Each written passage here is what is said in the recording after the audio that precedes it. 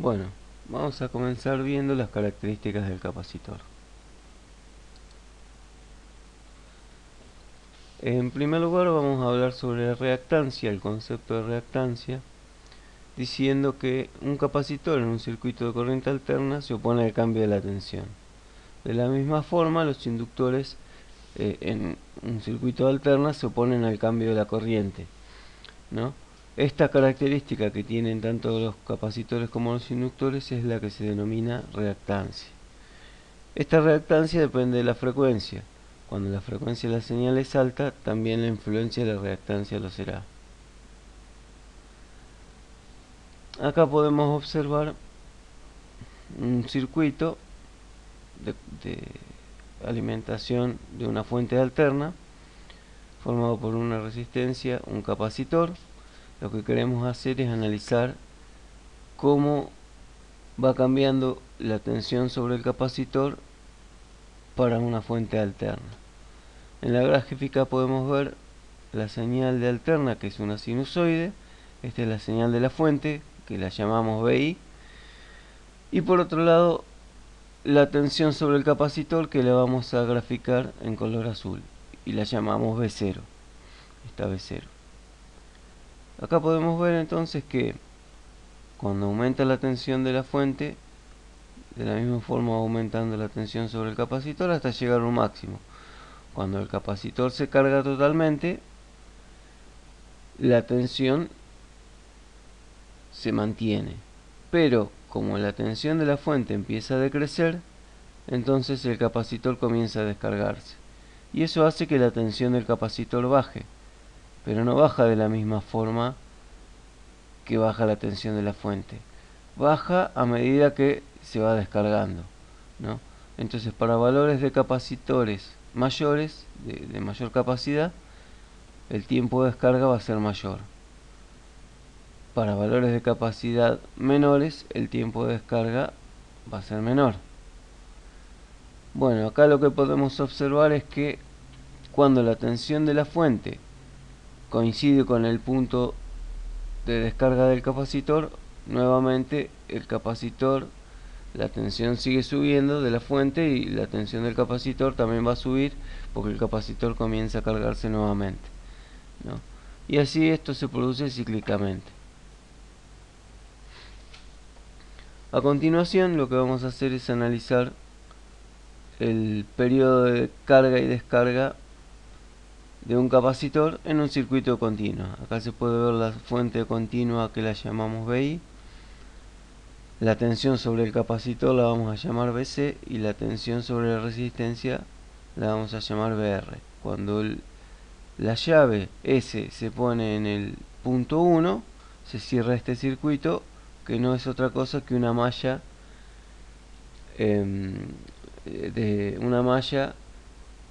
que tiene tres tensiones, ¿no? Como vimos con Kirchhoff, la sumatoria de las tensiones tiene que ser igual a 0, o lo que es lo mismo, la tensión sobre BI va a ser igual a la suma de las tensiones sobre el capacitor y la resistencia. Entonces, comenzamos con esta definición que se aplica a los capacitores, que es que la carga va a ser igual a la capacidad por la tensión que se aplica al capacitor.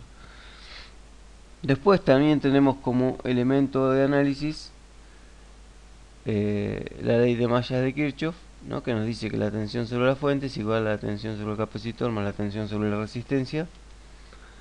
Si reemplazamos 1 en 2, ¿no? O sea, despejo la tensión sobre el capacitor y lo reemplazo acá, vamos a tener que BI va a ser igual a Q sobre C más I por R, ¿no?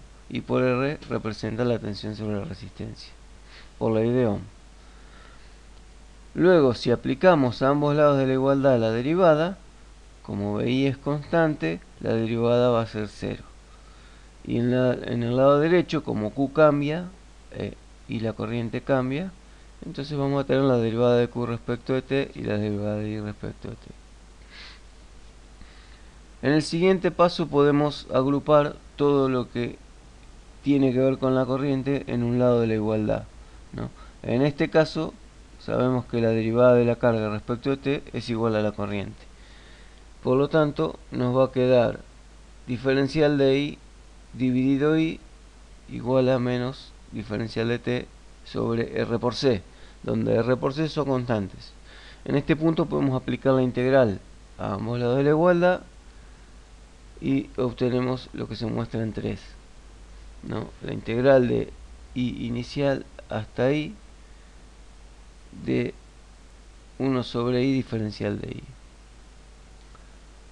Cuando resolvemos esto, la integral de I no es otra cosa que el logaritmo natural de I. Por lo tanto, el resultado de esta integral va a ser logaritmo de I menos logaritmo de I inicial, ¿no? Que esto también se podría expresar como el logaritmo natural de I dividido I inicial. Y del lado derecho, como tenemos la integral diferencial de t, la integral de 1 me da la variable t, ¿no? Entonces, de este lado vamos a tener menos t sobre rc. De esta expresión despejamos I, lo que nos va a dar que I, que es la corriente instantánea, la corriente en cada momento, es igual a la corriente I inicial por E a la menos t sobre RC. Tenemos que aclarar que I inicial es la corriente inicial en el momento t igual 0, que es cuando se conecta la llave. En ese punto, que es cuando conecto la llave, en el momento inicial, la corriente va a ser máxima, ¿no? Entonces, inicial sería la corriente máxima que se da en el momento que el capacitor está totalmente descargado. Eso se debe aclarar porque de algún lado salió esta inicial, esta corriente inicial. Entonces sale de hacer ese análisis sobre esta malla. Bueno, como podemos ver, esta es la corriente sobre el capacitor, la corriente instantánea. Entonces, para cualquier valor de t, del tiempo, podríamos calcular cómo va evolucionando la corriente sobre el capacitor. Si lo miramos, o sea, si hacemos una gráfica teniendo en cuenta esta expresión, vamos a ver que es una exponencial decreciente, ¿no? Que tiende a 0. Lo que significa es que a medida que el capacitor se va cargando, la corriente decrece. Y esto es verdad. A medida que las cargas se van acumulando, el mismo capacitor impide que pasen cargas a través de él. Ahora vamos a hacer el cálculo de la tensión sobre el capacitor, que nos debería dar una expresión con estas características. Esto es así porque, como dijimos, al ser una fuente continua, a medida que el capacitor se carga, la tensión sobre el capacitor se va a igualar a la tensión de la fuente. Bueno, por la ley de Ohm sabemos que la tensión sobre la resistencia va a ser igual a la corriente por la resistencia, ¿no? La corriente ya la calculamos anteriormente, como es una malla en donde no hay nodos, entonces la corriente va a ser la misma en todo el circuito. En este caso sería I instantánea, es ahí que calculamos hoy. Si reemplazamos entonces el valor de I en esta expresión por 4, por lo que obtuvimos acá en 4, nos va a quedar esta expresión, ¿no? ¿Qué pasa? Como acá tenía la corriente inicial, que era la corriente máxima, pero ahora está multiplicada por R, entonces eso es igual a la tensión de la fuente. O sea, en el momento 0, para corriente máxima por resistencia R me da la tensión de la fuente. O sea que en el momento 0 toda la tensión cae sobre la resistencia. A medida que el capacitor se va cargando, después se empieza a repartir la caída de tensión. Entonces, esto es lo mismo que la tensión en la fuente. Por lo tanto, podemos decir que la tensión en la resistencia es la tensión en la fuente por E a la menos T sobre RC. Ahora, si reemplazamos este valor de la tensión sobre la resistencia en la ecuación inicial de la malla, que es esta de acá, ¿no? Al reemplazar eso por la tensión R sobre la resistencia, podemos despejar la tensión sobre el capacitor. Eso se muestra acá. Entonces, reemplazando en la expresión de 2, obtendríamos que la tensión en el capacitor va a ser igual a la tensión en la fuente por 1 menos C a la menos T sobre RC. Ahora lo que vamos a hacer es analizar un poco el producto R por C, ¿no? ¿Qué unidades tendría R por C? ¿No? Este producto se puede analizar de la siguiente forma. La resistencia es tensión sobre corriente. Por lo tanto, esto sería volts dividido coulombs sobre segundo. Y el capacitor tiene las unidades de carga sobre tensión. Esto sería coulombs dividido volts, ¿no? Si simplificamos volts con volts y coulombs con coulombs, no me queda más que la unidad de segundos. Por lo tanto, R por C va a ser una constante que tiene unidades de segundos. Entonces, a esta constante R por C la vamos a llamar tau, ¿no? La constante tau. ¿Qué indica esta constante? Indica el tiempo necesario para que el capacitor se cargue o se descargue, ¿no? Sería el tiempo de carga o descarga del capacitor. Como ejemplo, vamos a asumir que VI vale 10 volts, que R vale 1000 ohms y que C vale 1 microfaradio, ¿no? 1 microfaradio sería 10 a la menos 6 faradios. Queda para el alumno calcular el valor de la corriente para estos valores dados. La corriente instantánea sería, ¿no? El valor de la tensión instantánea sobre el capacitor cuando el tiempo es igual a 2 por RC. O sea que deberían reemplazar a T por 2 por RC en las expresiones de corriente y tensión instantánea. Por último, faltaría el ciclo de descarga. El ciclo de descarga se lo dejo para el alumno, para que lo analice y desarrolle el alumno. Acá solamente ponemos las expresiones finales, pero se puede analizar muy fácilmente mirando el circuito. Acá en el circuito, al poner la llave en el punto 2, se cierra el circuito para este lado, lo que nos va a generar una nueva malla con el capacitor cargado y la resistencia. Entonces, en el momento t igual 0, el capacitor va a estar cargado. Eso lo debemos tener en cuenta porque la tensión sobre el capacitor va a ser máxima y la corriente va a ser 0. Y a medida que el tiempo pasa, el capacitor se va a comenzar a descargar, ¿no? Con esas características podemos hacer un análisis similar para la descarga. Y vamos a obtener que la tensión sobre la resistencia va a ser la que tenemos acá y la corriente sobre esa malla va a ser la que tenemos acá. Son dos exponenciales decrecientes. Tienen signo menos porque ahora el sentido de circulación de la corriente va a ser opuesto. Bueno, continuamos con reactancia capacitiva.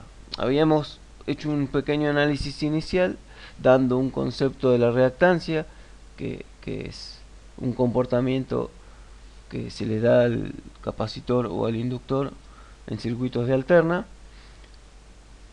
Acá lo que vamos a tratar de analizar es, bueno, cómo es la expresión de la reactancia. Entonces dijimos que previamente que un capacitor en el proceso de carga impide el flujo de la carga, ¿no? O sea, cuando el capacitor se carga, impide el flujo de carga, por lo tanto la corriente disminuye. Entonces el efecto que tiene el capacitor a esta oposición al paso de la corriente, habíamos dicho que se llamaba reactancia, lo denominamos reactancia. Y también este efecto muestra la capacidad que tienen estos capacitores para almacenar carga a determinada tensión, ¿no? O sea, el capacitor se carga, tiene una caída de tensión determinada y tiene esa capacidad de mantener la carga mientras la tensión sobre él se mantenga. Eso lo observábamos en la expresión que habíamos analizado hoy de la carga sobre un capacitor, que es igual a la capacidad por la tensión sobre él. Bueno, algo que también analizamos es que la energía que se almacena en el capacitor va a volver al circuito en el ciclo de descarga del mismo. Bueno, ahora sí pasamos a la expresión de la reactancia para los capacitores, ¿no? Así como tenemos la ley de Ohm para resistencias, también lo tenemos para capacitores e inductores, ¿no? Para el caso de la reactancia capacitiva, la tensión va a ser igual a la corriente por la reactancia capacitiva, que la llamamos X sub C.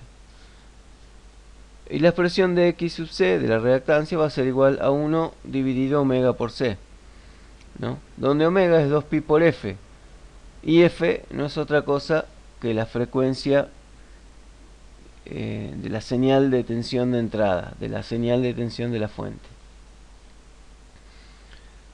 Dejamos para el estudiante el cálculo de la reactancia en un capacitor, que es de 0,02 microfaradios a una frecuencia de 3 MHz, ¿no? 3 MHz sería 3 por 10 a la 6 Hz.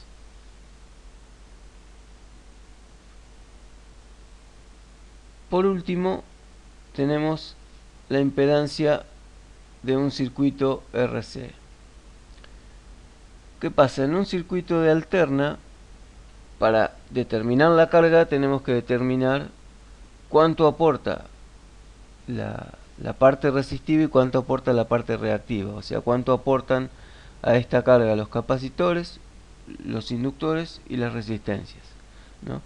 Entonces, la carga se la representa mediante la impedancia, que la llamamos Z, ¿no? Entonces, Z, la impedancia, va a estar constituida por una parte resistiva y una parte reactiva, ¿no? Como la resistencia y la capacidad de inductores tienen diferencia en fase, o sea, tienen diferentes fases, no se pueden sumar directamente.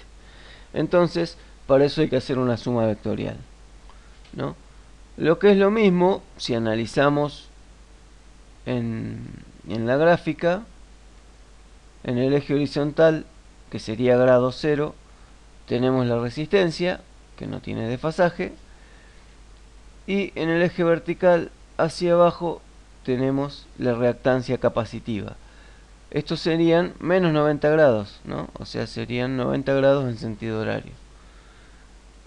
Así como la reactancia capacitiva tiene desfasaje de menos 90, la reactancia inductiva va a tener un desfasaje de más 90 grados, ¿no? Eso sería, en el eje vertical, serían 90 grados en sentido horario, en sentido antihorario.